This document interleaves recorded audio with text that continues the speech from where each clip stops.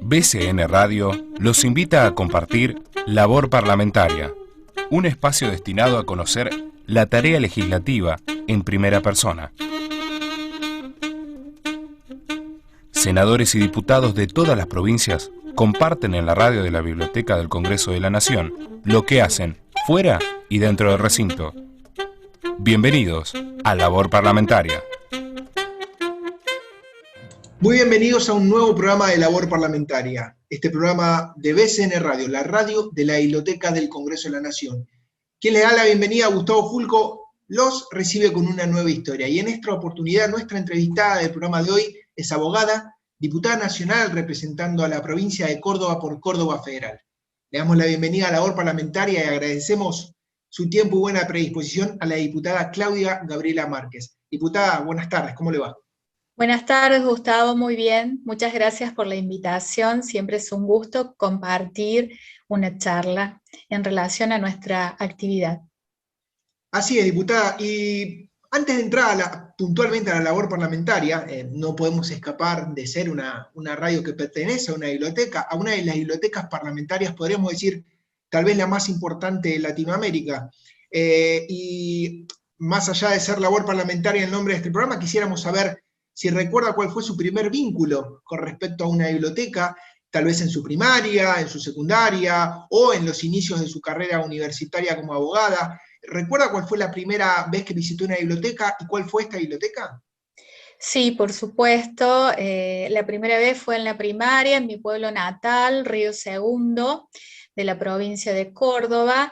La biblioteca se llama Domingo Faustino Sarmiento, como tantas otras, con la que generé un vínculo muy especial, porque no solamente acudía para buscar textos, en aquel momento manuales, los famosos manuales de la escuela primaria, sino que también se impartían clases de danza en aquel momento, así que tuve un vínculo muy fuerte, muy vívido con la biblioteca, y yo vivía a cuadra y media de la Domingo Faustino Sarmiento, así que lo tengo muy presente y muy fuerte en mi vida, esa instancia. Qué lindo que pudo, diputada, destacar que no solamente buscaba los manuales, sino que también practicaba danza, porque no solamente en el Gran Buenos Aires, sino que en muchas provincias del interior, las bibliotecas ocupan un lugar comunitario muy importante en el cual se le da sostén académico, pueden realizar cursos, pueden realizar talleres y también actividades extracurriculares como la danza. ¿Qué importante es para las comunidades una biblioteca?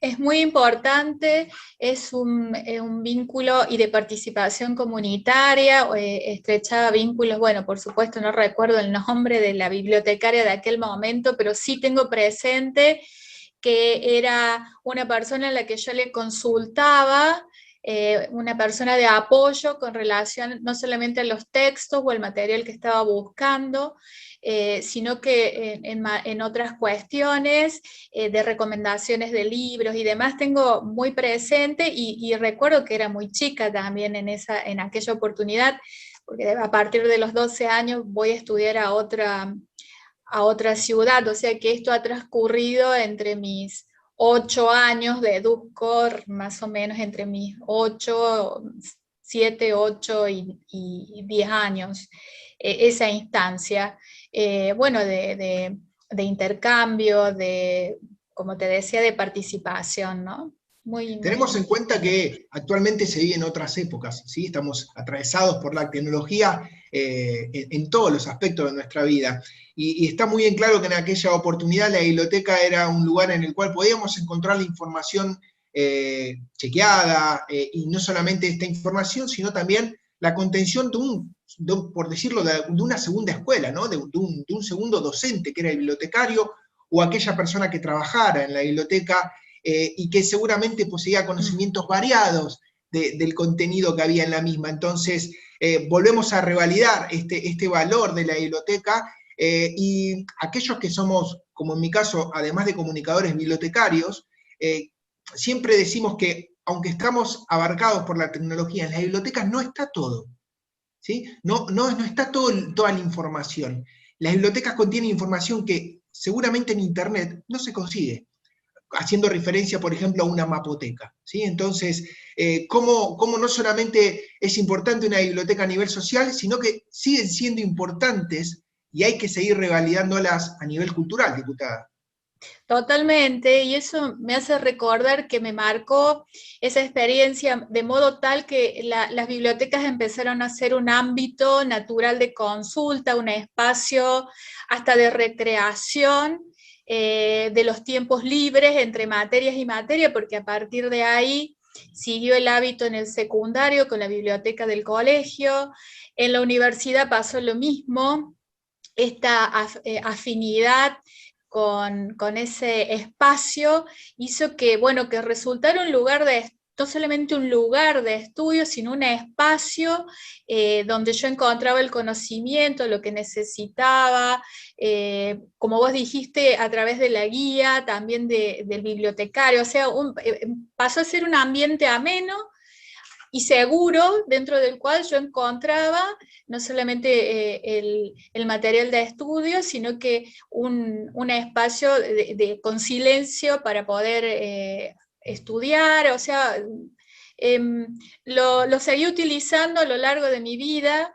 En mi carrera de abogada no solamente consultaba la biblioteca de la Universidad de Abogacía, sino que también era adscripta a 2 docentes que eran escribanas y también concurría mucho a la biblioteca del Colegio de Escribanos, que me habían hecho un carnet, un pase. Así que en realidad me hiciste recordar ese vínculo fuerte con las bibliotecas, con los libros, con la búsqueda de conocimiento, con los espacios amenos, que propiciaban un clima de estudio, de consulta, porque uno tiene la posibilidad de preguntarle a otro, bueno, de lo que está leyendo, de lo que le falta, de lo que encontró, así que muy lindo recuerdo, y siempre he quedado vinculada de alguna manera y con apoyo, y como vos decías en la actualidad, que se han transformado las bibliotecas porque han incorporado todo lo tecnológico, muchas de ellas, ¿no?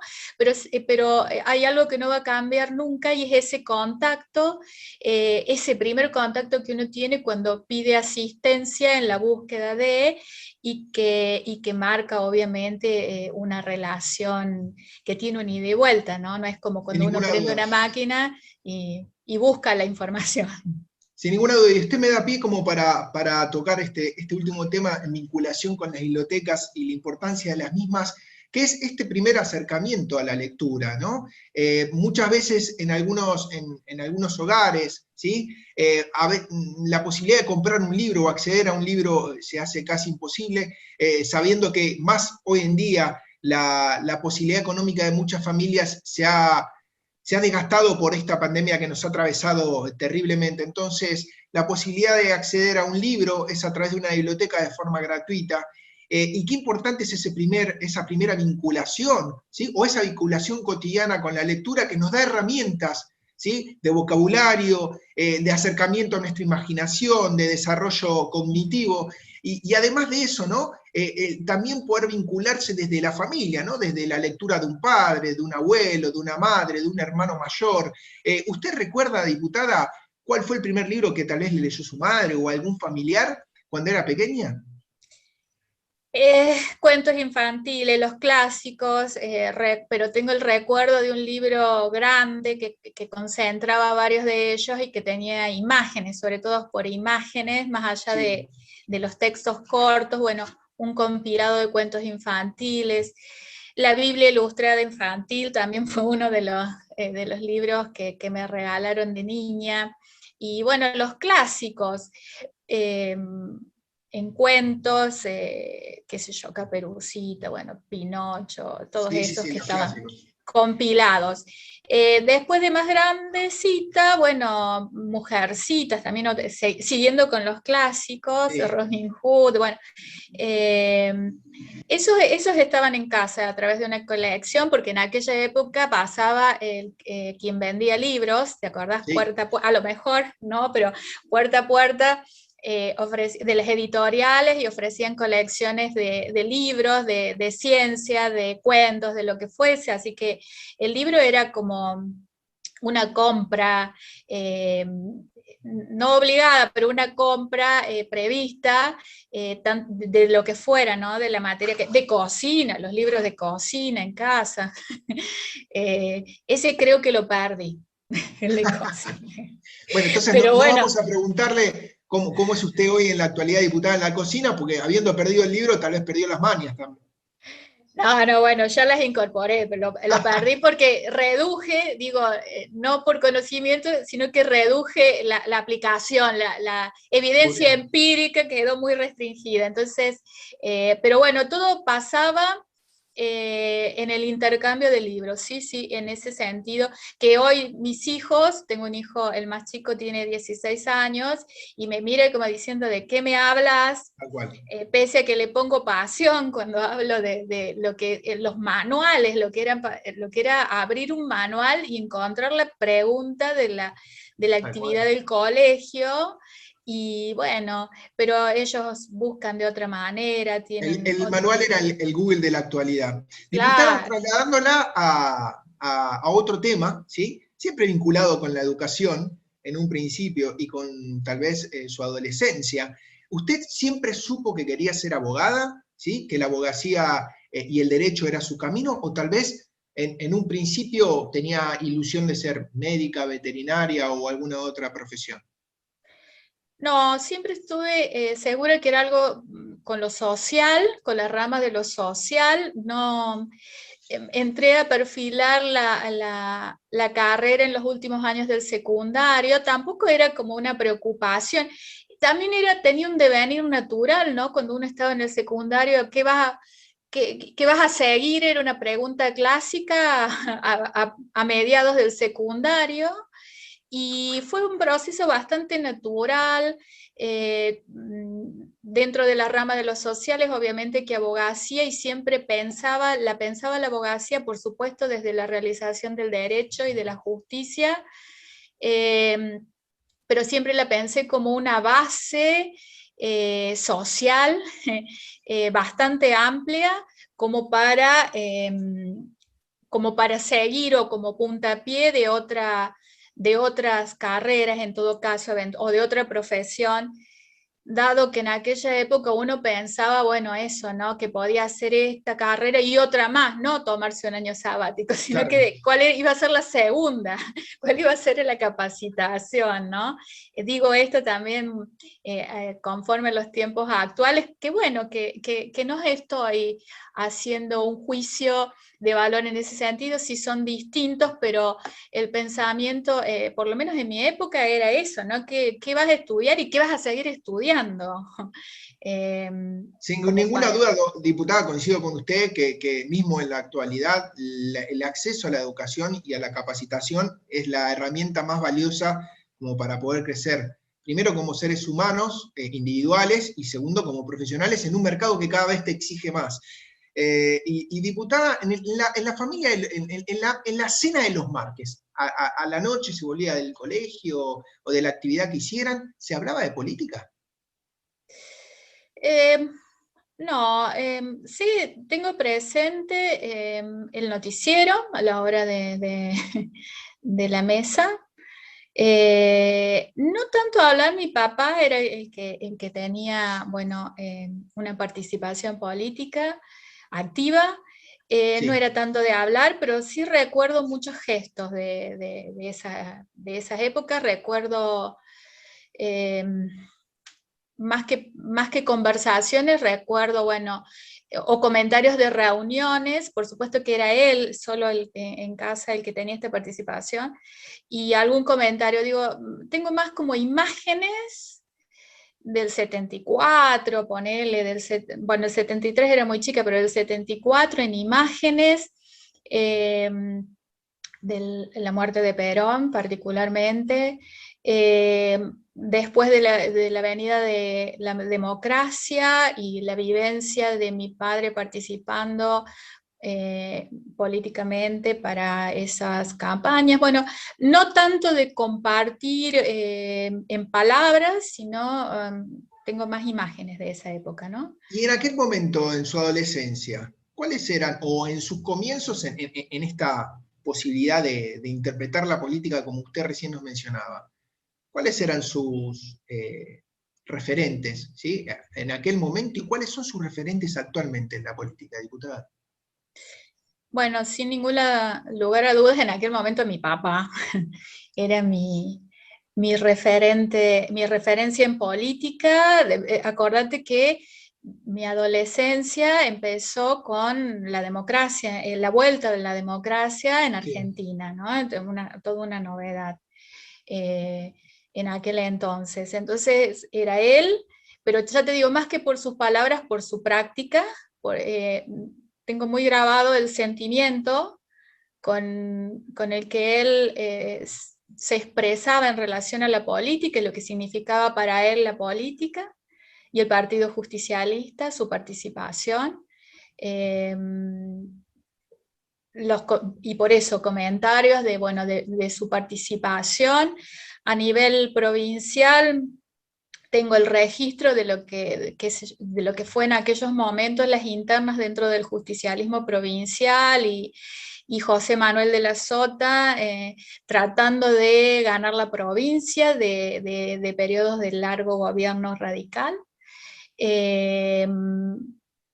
Y los referentes locales en aquel momento. Mi participación desde la juventud no fue en forma directa o plena, yo más bien participaba en organizaciones sociales religiosas como la iglesia, los grupos católicos. Sí. Tenía mi intervención política más bien era de comentarios, ¿no? No era en forma directa, más bien tenía una participación por el lado desde las organizaciones ¿Y cómo sociales. fue, diputada, que llegó a tomar la decisión de formar parte activa dentro de la política, o que les llegó el ofrecimiento de decir, bueno, a ver, vayamos por una banca, es el momento de actuar plenamente dentro de la política? ¿Cómo fue que se generó ese cambio, que comenzó su vida política? Bueno, en realidad, como te decía, nunca fue yo no tuve una militancia. De hecho he participado y nunca hablé de militancia, ya hablaba de participación. El término militancia me evocaba a una situación con la que no me sentía cómoda, Sí. porque interpretaba que me limitaba en mi posibilidad de expresar. La militancia me evoca y sobre todo recreando cómo eran las reuniones políticas. Estoy hablando de más de los 90 y yo más chica, era medio como que alguien hablaba y el resto escuchaba. Entonces, siempre fui reacia a esa palabra, pero he participado, pero como te digo, siempre a través de un conjunto de personas. En la universidad participé del movimiento de la agrupación estudiantil independientes, de la EIC, que en la Facultad de Derecho tuvo su primer triunfo, digamos, en la época de finales de los 80, principios de los 90, pero yo nunca no era candidata. Digo, cuando me refiero a directo es en ese sentido, ¿no? Participaba en un grupo.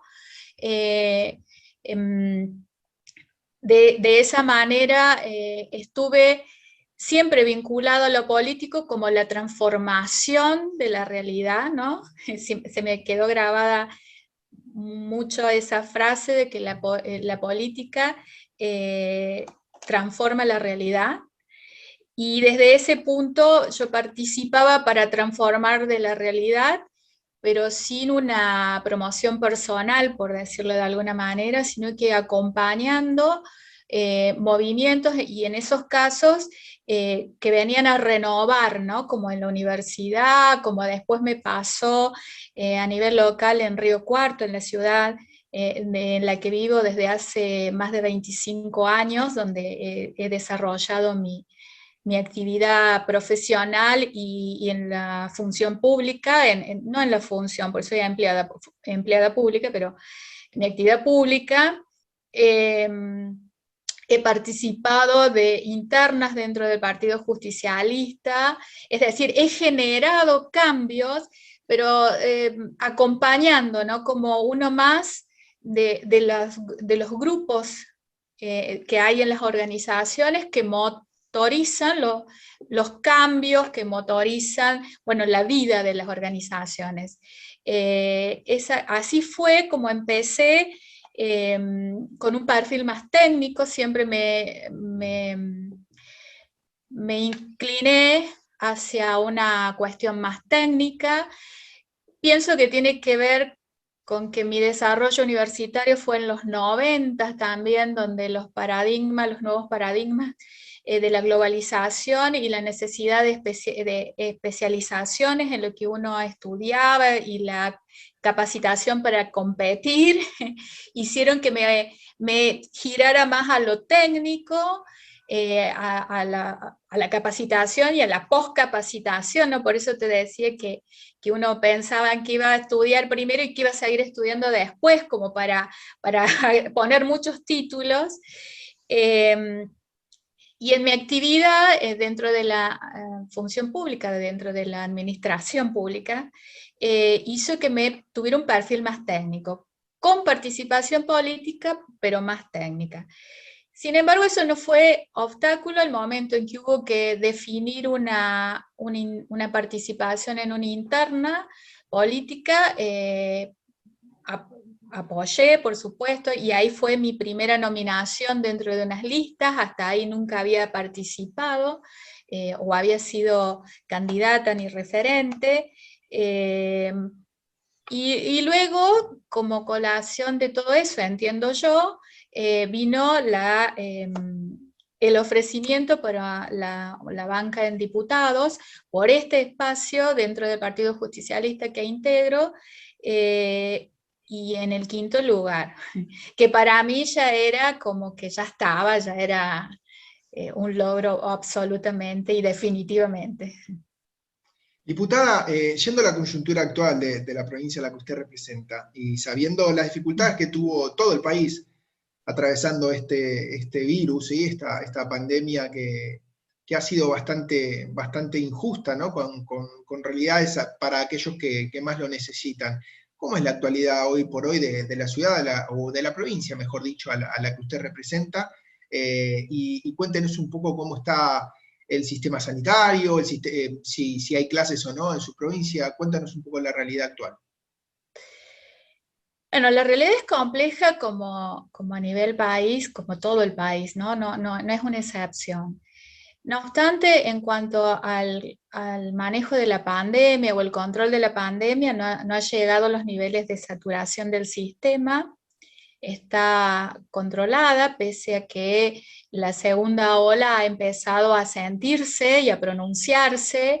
Sé que los números de contagio publicados de la provincia son altos. También sé que hay amplios operativos de testeos, particularmente en la ciudad en la que vivo, Río Cuarto, hay testeos todos los días, justamente para tratar de identificar las zonas donde está el virus y cerrarlas, que está, todo el esfuerzo sanitario que se está haciendo o justamente está abocado a la contención. Sí. De la pandemia. Por supuesto que la pandemia trajo y expuso deficiencias y fallas que ya tenía nuestro sistema social económico particularmente, y eso no es la excepción a lo que pasa en todo el país, pero asimismo la provincia tiene y ha reforzado todos sus programas sociales por los cuales brinda contención en la emergencia en general y en este caso en particular de pandemia. O sea que es un momento difícil que tiene todas las atenciones puestas del gobierno para justamente asistir a la población en estos momentos de dificultad. Y en cuanto a las clases, ¿se están desarrollando con normalidad? ¿Están abriendo turnos específicos? ¿No hay clases? Cuéntenos un poco cómo es. Turnos, no, son turnos, lo que se llama mixto, presencial y remoto. El secundario está haciendo las clases remotas y se va, se va restringiendo también. En un principio empezó con presencialidad, luego se restringió a una modalidad mixta, luego se redujo a virtualidad y se va habilitando en función de los criterios sanitarios imperantes de acuerdo a cómo está la pandemia, ¿no? Yéndonos puntualmente a su labor parlamentaria, diputada, sabemos que integra varias comisiones como la de Defensa del Consumidor, como la de Comunicaciones Informáticas, Familias, Niñez y Juventudes, entre otras. Cuéntenos si hay algún proyecto que haya presentado o algún proyecto que quiera destacar que esté por presentar dentro de su labor parlamentaria. Sí, integro esas comisiones. Gustavo, yo quiero comentar que en realidad ingresé a la Cámara, yo participé en la lista del 2017, la renovación legislativa en las elecciones de medio término, que se conocen porque solo se eligen diputados y senadores, se renuevan las bancas por su mitad. Bueno, yo participé en esas elecciones en el 5º lugar. En aquel entonces, Unión por Córdoba, la agrupación política que yo participé, tuvo 3 bancas, accedió en 3 bancas. Y yo entré en reemplazo del diputado Martín Yarlora en el año 2019. Yo llegué al Congreso el 19 de diciembre del 2019, tuve mis primeras experiencias como diputada, y en marzo vino la pandemia, con lo que toda la expectativa que tenía puesta en la selección de las comisiones quedó un poco fuera de la normalidad, por decirlo, del funcionamiento normal. Bueno, ya todos conocemos porque nos trastocó la vida a todos, no solamente a los diputados, a todo el mundo, ¿no? Y no fui la excepción. Te comento esto porque yo trabajé durante 20 años, esa es mi procedencia, en el espacio administrativo público, en la Defensoría del Pueblo de la Nación, que tenía delegación en la ciudad de Río Cuarto, haciendo defensa del consumidor durante mucho tiempo, por una parte, y después con la promoción de los derechos niñas, niños y adolescentes, cuando se implementa en la provincia de Córdoba el nuevo régimen, ¿no? Este régimen de protección integral. Esas serían mis dos las 2 tareas que desempeñé en los últimos años. Sí. Elijo estas 4 comisiones en función de eso. Además de eso, y en alusión a lo que vos me preguntas, ¿cuál fue el primer proyecto que presenté? Ya voy a los de las comisiones, pero digo, como para acceder a la banca justo hubo un cambio, porque se sancionó la ley de paridad de género para el acceso de diputados y diputadas, ¿no? Para la integración, digo, de las listas, y un error en la interpretación. En aquel momento, en el 2019, se pensó que el reemplazo del diputado saliente tenía que ser por género, en un contrasentido de lo que había sido sancionado la ley, que era para equiparar, pero para las mujeres, digo, iba a ser utilizado ese principio en contra, en ese caso que me correspondía a mí por orden de prelación. Entonces llegué al Congreso de la mano de un amparo. No fui la única. Hubo 4 diputadas que tuvieron frente a la misma situación e iniciaron sus amparos. Entonces la primera propuesta que presenté de ley cuando llegué es la cobertura de las vacantes en los tribunales federales, o a partir de las próximas vacancias, por mujeres, hasta que se lograra la equiparación de género en el fuero federal, ¿no? Porque una de las situaciones que viví fue esta cuestión de presentar un amparo para que no se cercenara mi derecho a acceder a la banca, como que me correspondía por la ley en vigencia cuando yo participé, por una parte, pero además en el ideario o en el imaginario de la gente quedó que yo entré al Congreso por la ventana porque hice un amparo. ¿Se entiende lo que estoy comentando? Es decir, la lectura de que yo estaba resguardando mi derecho que me correspondía por el orden de prelación en función a la ley vigente anterior, no fue porque me aproveché de una ley que tampoco es aprovecharse, porque hubo fallos en ese sentido que buscan la equiparación de los géneros en el Congreso Nacional. Por lo tanto, por cualquiera de las dos vías estaba correctamente planteada la cuestión para acceder a la banca. Entonces, esa lectura de que yo entré porque hice lío por ser mujer, por decirlo de alguna forma, ¿no? Tiene que ver con la falta de perspectiva de género también en tribunales con relación a estos temas. Dicho esto, ese fue mi primer proyecto.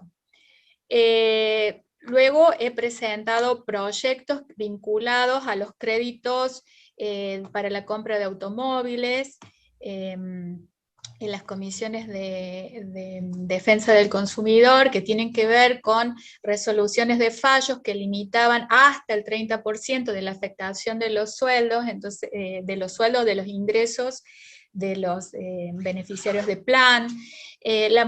Otro vinculado a ello y con los créditos UVA justamente fue la incorporación, o mejor dicho, que una aclaratoria con relación que quedaban cubiertas en la ley de emergencia, que fue la primera ley que votamos el 19 de diciembre del 2019, estaban incluidos los prendarios y los que hubiesen comprado un vehículo, un automotor, ¿no? un bien no un bien registrable no inmueble.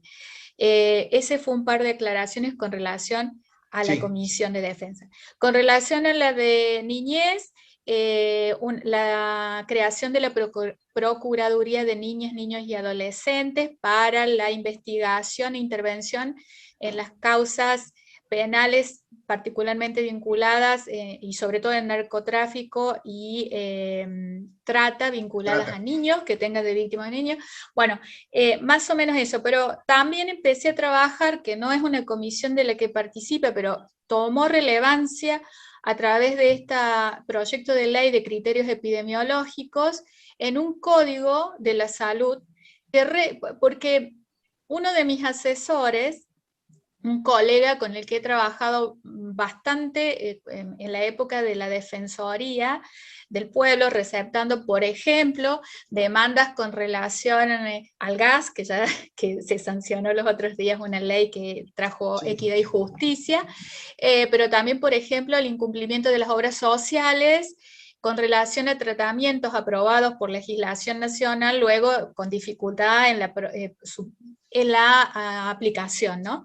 Y a raíz de eso ya advertía él, fundamentalmente, el doctor Novo, que íbamos a tener un problema competencial con relación a quién le correspondía disponer qué cosas. En función de esta errada interpretación o esta confusión por el tema en materia de salud, que no está específicamente establecido en la Constitución de manera literal.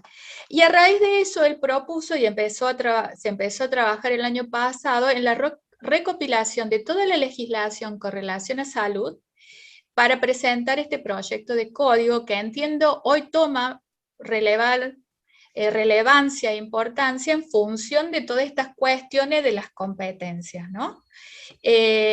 Que lo que viene a hacer no es a pasar sobre, por supuesto, las competencias provinciales, sino que establecer cuál es la ley como un código civil de la salud que establece cuáles son los derechos individuales de todas las personas, luego el paciente, con relación a la salud.